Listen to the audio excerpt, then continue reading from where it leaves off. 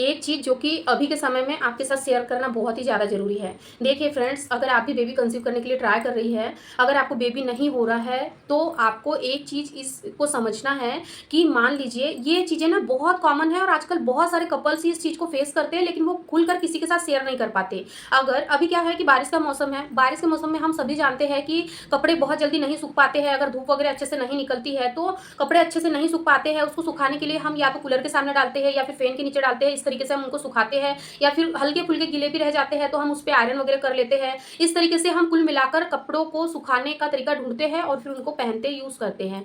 लेकिन अगर आपके हस्बैंड के साथ या आपके साथ कोई ऐसी प्रॉब्लम है, तो आपको इन दिनों दूरी बना लेना है, रिलेशन आपको बिल्कुल नहीं बनाना है। क्यों नहीं बनाना है, इसके पीछे का भी रीज़न मैं आप लोगों को बताऊँगी। अभी के समय में जैसे कि मैंने आप लोगों को बताया कि अंडरगारमेंट्स भी बहुत टाइम लेते हैं सूखने के लिए, और जब वो सही तरीके से अच्छे से धूप में नहीं सूख पाते हैं, हम उनको घर में सुखाते हैं, तो इससे क्या होता है कि जो बैक्टीरिया है वो उसी नमी में पनपने लग जाते हैं। और कई बार ऐसे गारमेंट्स का हम यूज़ कर लेते हैं जो कि बहुत ही हल्का सा गीला है, ज़्यादा बहुत गीला नहीं है, पर यही हल्का सा गीलापन अगर आप अंडरगारमेंट्स वगैरह यूज़ कर लेते हो, तो यही गीलेपन की वजह से कई बार आपके प्राइवेट पार्ट के आसपास आपको ईचिंग होने लग जाती है। आप महसूस करके देखना, अगर आज से पहले नहीं किया होगा तो हल्की-हल्की सी आपको ईचिंग होंगी, रेडनेस होंगे, आपको ये लगेगा कि नॉर्मल है, 1-2 दिन में ठीक हो जाएगा। लेकिन आपको इसको लाइटली नहीं लेना है। अगर आपको ये ईचिंग, खुजली 1 से 2, 3, 4 दिन लगातार हो रही है, तो ये कहीं न कहीं इन्फेक्शन के कारण है। ये बैक्टीरियल इन्फेक्शन की वजह से होता है, और ये जो इन्फेक्शन होता है, ये इतना भयानक रूप ले लेता है कई बार, जिसको कि हम फंगल इन्फेक्शन भी कहते हैं। और अभी बारिश के समय में फंगल इन्फेक्शन ज़्यादा होता है, क्योंकि फंगल इन्फेक्शन एक ऐसी चीज़ है जो अछूत की बीमारी जैसी है। अगर हस्बैंड को है,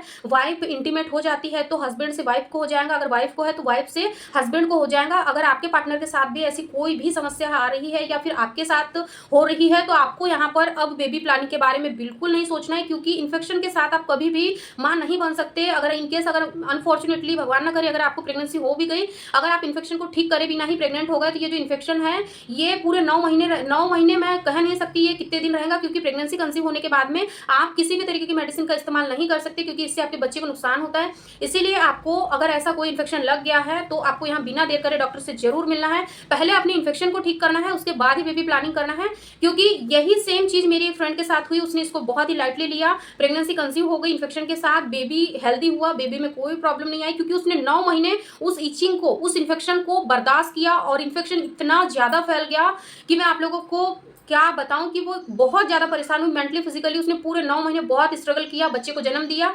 बच्चे के होने के बाद उसने ट्रीटमेंट लिया, और ऐसे करते करते साल 6 महीने के अंदर उसका इन्फेक्शन ठीक हुआ। इसीलिए आप ऐसी गलतियां भूल कर भी ना करें।